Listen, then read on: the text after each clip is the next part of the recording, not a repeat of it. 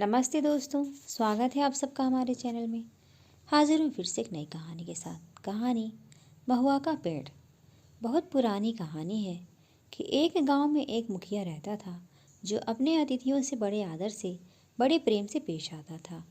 वह मुखिया हमेशा इंतज़ार करता था कि कोई उसके घर आए और वह उसकी देखभाल बहुत अच्छी तरह करे।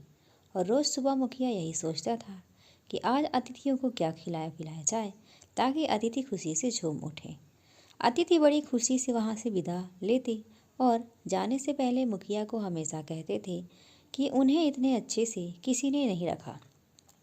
लेकिन मुखिया के मन में यही बात खटकती थी कि अतिथि खुशी से झूम नहीं रहे।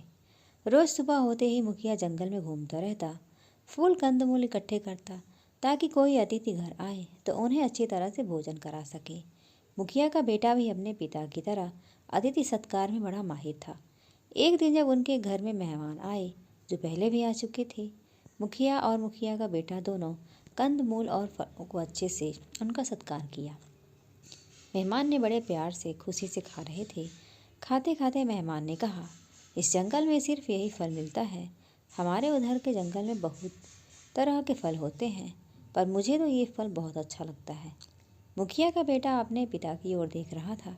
मुखिया ने कहा, हम जंगल में घूमते रहते हैं ताकि हमें कुछ और किस्म का फल मिल जाए, लेकिन इस जंगल में सिर्फ यही पाई जाती है।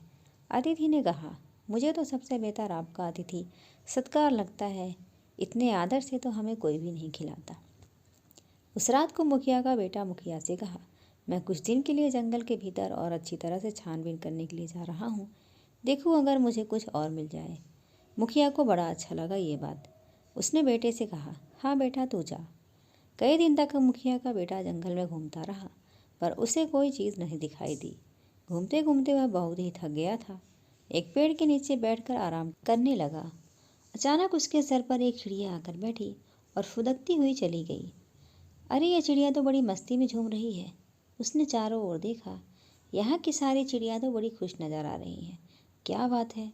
वह गौर से देखता रहा चिड़ियों की ओर। उस पेड़ के नीचे एक गड्ढा था जिसमें पानी था। चिड़िया उड़ती हुई उस गड्ढे के पास गई। उन्होंने पानी पिया और झूमते हुए चहकने लगी। और जिस चिड़िया ने अभी तक पानी नहीं पिया था, वह इतने उत्साह से झूम नहीं रही थी। इसका मतलब था कि उस पानी में कुछ है। मुखिया का बेटा गड्ढे के पास बैठ गया और उसने गड्ढे का पानी पी लिया। अरे ये पानी तो बड़ा अजीब है। पीने से झूमने को मन करता है।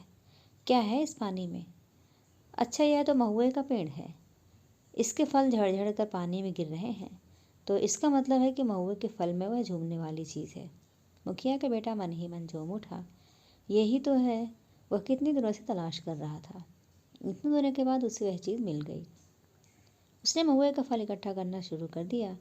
ढेर सारे फलों को लेकर वह घर की ओर चल दिया। उधर मुखिया बहुत ही चिंतित हो उठा था। कहाँ गया उसका बेटा? उस दिन 3 अतिथि आए हुए थे। अतिथियों को मुखिया की पत्नी प्यार से खिला रही थी, पर साथ ही साथ उदास भी थी। अपने पति की ओर बार बार देख रही थी। अचानक मुखिया के चेहरे पर रौनक आ गई। उसकी पत्नी समझ गई कि बेटा वापस आ गया है। अतिथि अब जाने वाले ही थे, पर मुखिया के बेटे ने उनसे अनुरोध किया कि वह थोड़ी देर के लिए रुक जाएं। अपनी माँ को सारी बात बताई। माँ ने कहा, पर बेटा, पानी में कुछ समय वह फल रहने के बाद ही असर होगा। तुम्हारी कहानी से तो मुझे यही समझ में आ रहा है। मुखिया का बेटा मान गया। इसके बाद पानी में वह फल डालकर कुछ दिन तक वे सब इंतज़ार करने लगे। अगली बार जब अतिथि आए तो उन्हें वह पानी दिया गया पीने के लिए। उस दिन मुखिया, मुखिया की पत्नी और मुखिया का बेटा तीनों खुशी से झूम उठे, क्योंकि पहली बार अतिथि जाते वक्त झूमते हुए चले जा रहे थे। दोस्ती कहानी आपको कैसी लगी ज़रूर बताइएगा। लाइक करिएगा। चैनल पर नए हैं तो चैनल को सब्सक्राइब करिएगा। धन्यवाद।